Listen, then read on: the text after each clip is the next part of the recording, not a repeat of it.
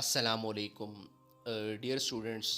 आज के लेक्चर में जो टॉपिक हम एक्सप्लेन करने जा रहे हैं वो इम्पोर्टेंस ऑफ इन्वेस्टमेंट है।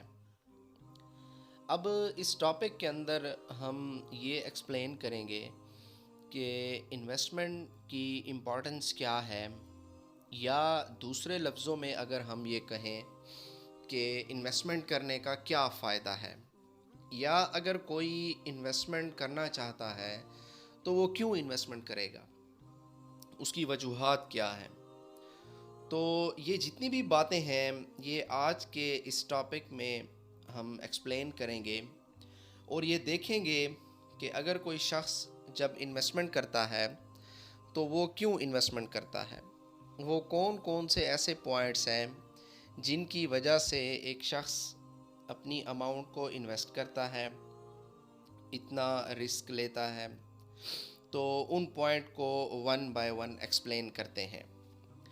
उनमें सबसे पहला पॉइंट है कि इंक्रीज़ इनकम। इन्वेस्टमेंट करने की एक वजह ये है कि इससे इनकम इंक्रीज़ होती है, या इन्वेस्टमेंट करने का फ़ायदा समझ लें कि इससे इनकम इंक्रीज़ होती है। अगर आसान लफ्ज़ों में कहें तो इनकम इंक्रीज़ होने से क्या मुराद है, इसका मतलब ये है कि जो इंसान के पास अमाउंट मौजूद होती है उसमें इजाफ़ा होना शुरू हो जाता है। जैसे फॉर एग्ज़ाम्पल एक शख्स किसी कंपनी के शेयर्स ख़रीदता है, उसमें इन्वेस्टमेंट करता है और कुछ टाइम के बाद उसको कुछ प्रॉफिट मिलता है। फॉर एग्ज़ाम्पल उसने 1 लाख इन्वेस्ट किए थे और अब उसको प्रॉफिट 1 लाख के ऊपर 20,000 का मिला है। तो 20,000 जो एक्स्ट्रा है ये उसकी इनकम इंक्रीज़ है। इसको हम कह सकते हैं कि उसकी इनकम इंक्रीज़ हुई है। और अगर इसी तरह से उसको प्रॉफिट होता रहता है तो उसकी इनकम इंक्रीज़ होती रहती है।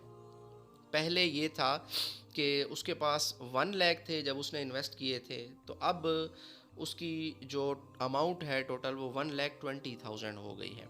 एक तो ये बात हो गई, और दूसरी बात ये हो गई कि फॉर एग्ज़ाम्पल एक शख्स ने 1 लाख रुपए इन्वेस्ट किए हैं, उसको एक टाइम में 10,000 इनकम उसकी बनी है। फिर कुछ टाइम के बाद क्या हुआ कि उसने शेयर्स की बाइंग एंड सेलिंग की, उसको 20,000 का प्रॉफिट हुआ। इसी तरह से फिर उसने नेक्स्ट टाइम 30,000 रिसीव किए। तो क्या हुआ कि इनकम उसकी इंक्रीज़ हो रही है।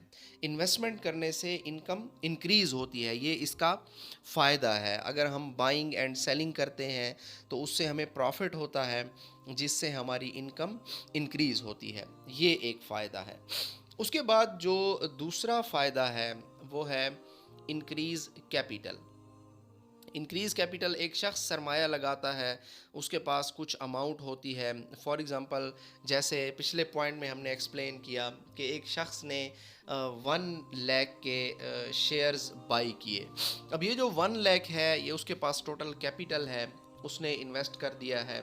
अब अगर उसको प्रॉफिट होता रहता है और वो उस प्रॉफिट का जो कुछ पार्ट है वो उसको यूटिलाइज़ करता है और कुछ वो अपने कैपिटल के अंदर ऐड करता रहता है, तो इससे क्या होता है कि उसका कैपिटल भी इंक्रीज़ होता रहता है।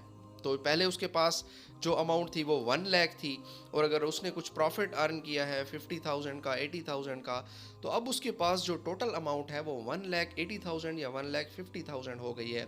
तो इससे क्या हुआ है कि उसका जो कैपिटल है वो भी इंक्रीज़ हो रहा है।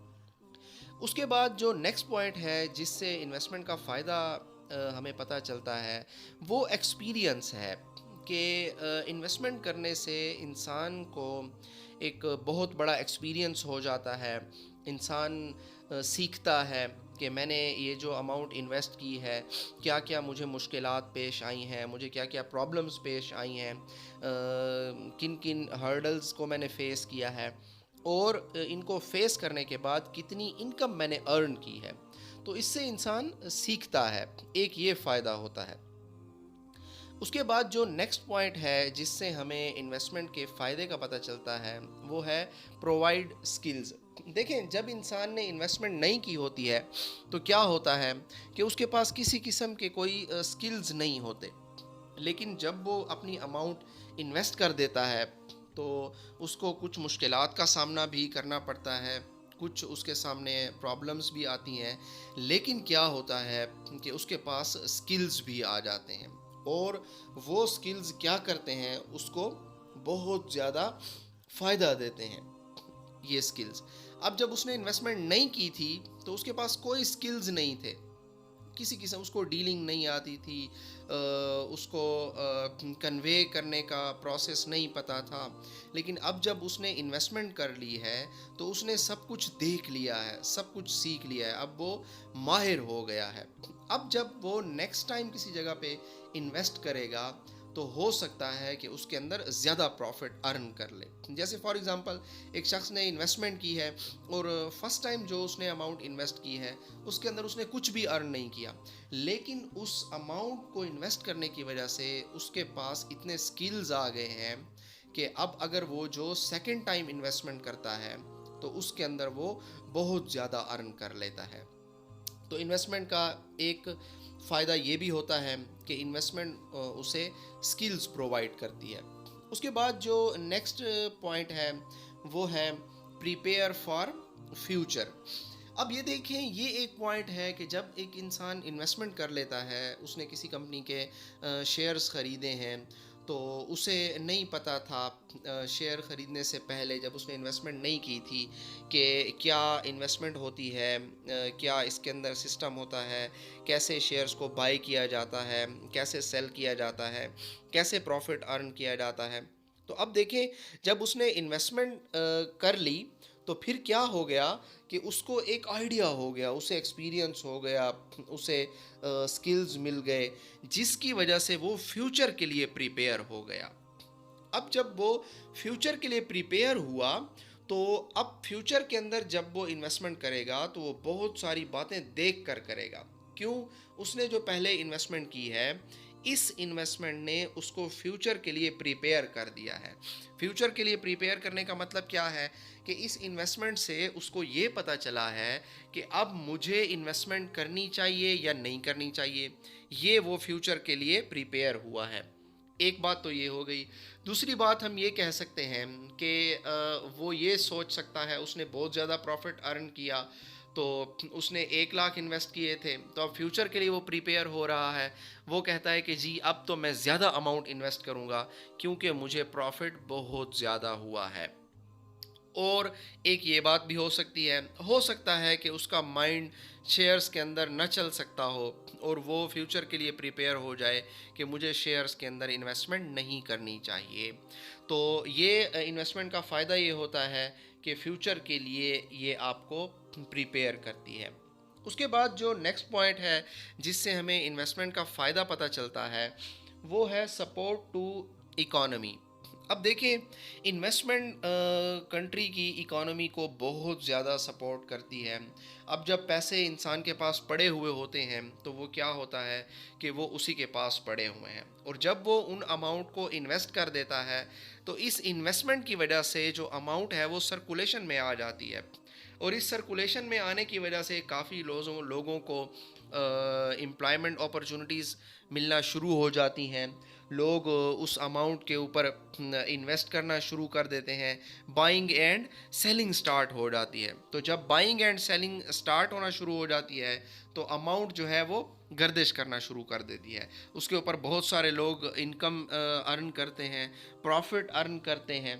तो क्या होता है, इस चीज़ की वजह से जो कंट्री है उसकी इकोनॉमी को बहुत ज़्यादा सपोर्ट हो जाती है। एक फ़ायदा इसका ये है। उसके बाद जो नेक्स्ट पॉइंट है जिससे हमें इन्वेस्टमेंट के फ़ायदे का पता चलता है, वो है इंक्रीज़ नॉलेज। कि जब हम इन्वेस्टमेंट करते हैं तो इससे हमारा नॉलेज भी इंक्रीज़ होता है। अब देखें, नॉलेज कैसे इंक्रीज़ होता है। एक शख्स ने इन्वेस्टमेंट नहीं की थी और उसने कुछ अमाउंट इन्वेस्ट कर दी।